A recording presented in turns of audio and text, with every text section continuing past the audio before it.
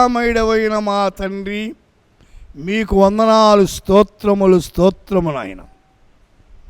ఈ దినాన్ని మీరు మాకు ప్రసాదించారు. మేము మీ మాటలు వినేదానికి యూట్యూబ్ దగ్గర చేరాం. మీరే మాతో మాట్లాడండి.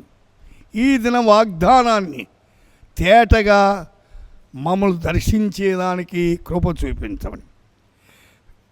ఆదికాండం 50:25 దేవుడు నిశ్చయముగా మిమ్మల్ని చూడవచ్చును.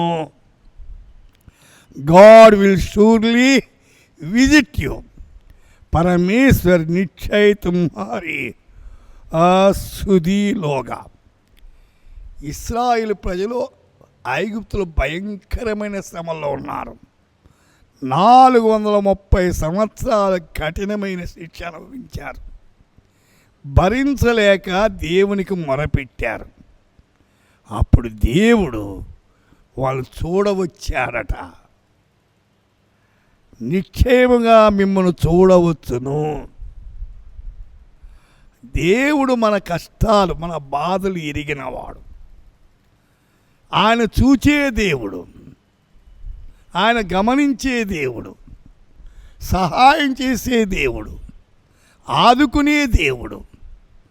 అయితే అలాంటి దేవుడు మన జీవితాల్లో దినము వెంబడి దినం, వారం వెంబడి వారం, మాసం వెంబడి మాసం, సంవత్సరం వెంబడి సంవత్సరం అడుగడుగునా అద్భుతాలు చెయ్యాలి. అపొస్తలుల కార్యం 7:23 అతనికి 40 ఏండ్లు నిండవచ్చినప్పుడు ఇశ్రాయేలీయుల తన సహోదరులను చూడవలనని బుద్ధి పుట్టెను. ఎవరికి? మోషేకు. ఐగుప్తులో పుట్టాడు, మరణించవలసిన వాడు. తల్లి దాచింది, ఆతను నైల్ నదిలో వదిలిపెట్టింది. ఏ రాజైతే మగబిడ పెడితే కానుపిడి సంహరించమని చెప్పింది, ఆ రాజుకు మంత్రస్థానంలో భయపడలేదు, దేవాదేవునికి భయపడ్డారు. ఆ ఫరో రాజు కుమార్తె ఆ నదికి వచ్చింది. ఆ బాలును చూసి ఆ బాలుడి మీద ప్రేమ పొర్లుకుంది, తన కుమారుడిగా స్వీకరించింది. అయితే ఐగుప్తులు 40 సంవత్సరాలు సకల విద్యలు నేర్చుకుని ఫరో ఇంటిలో ఉన్నాడు, పెరుగుతున్నాడు. అలాంటి సందర్భములో ఏం జరిగింది? తన ప్రజలను చూడాలని మోషేకు ఆశ కలిగింది, బుద్ధి పుట్టిందట. అయితే చూసేదానికి వెళ్ళాడు. అయితే తన ప్రజల పట్ల పరాయి దేశంలో ఉన్న తన ప్రజల పట్ల ప్రత్యేకమైన ఆసక్తి ఉంది. దేవుని పిల్లలకు తన ప్రజల పట్ల ఆసక్తి ఉండాలి.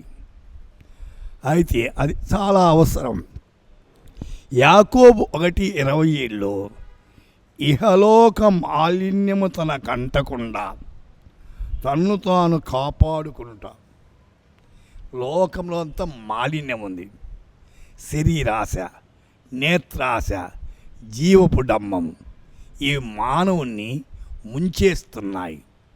అయితే లోక మాలిన్యం అంటుకోకూడదు. లోకంలో ఉండొచ్చు, కానీ లోక మాలిన్యం అంటుకోకూడదు.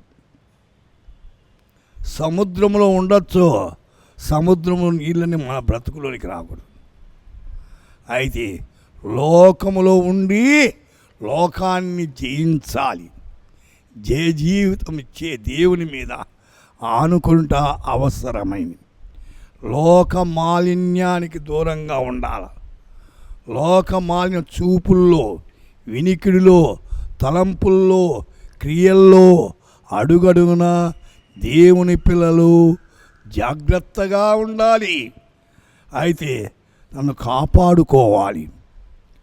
పౌలన్నాడు, అందరికీ బోధించిన తరువాత నేను భ్రష్టునైపోదునని తన శరీరాన్ని నలగొట్టుకుని లోపరుచుకుంటున్నాడట. కాబట్టి పతనం కాకూడదు. దేవుని పిల్లలు అయితే పడిపోకుండా జాగ్రత్తగా చూసుకునేదానికి దేవుని మీద సంపూర్ణంగా ఆధారపడి ముందుకు సాగాలి. ప్రార్థన చేద్దాం. ప్రభువా, మేము నాయనా ఈ లోకములో పాపములు పడిపోకుండా మమ్మను కాపాడండి. దినదినము మీ హస్తాల కింద మమ్మను భద్రపరచమని, మీ ప్రత్యేకమైన భద్రత మాకు అనుగ్రహించమని యేసు నామమున ప్రార్థిస్తున్నాము తండ్రి. ఆమేన్.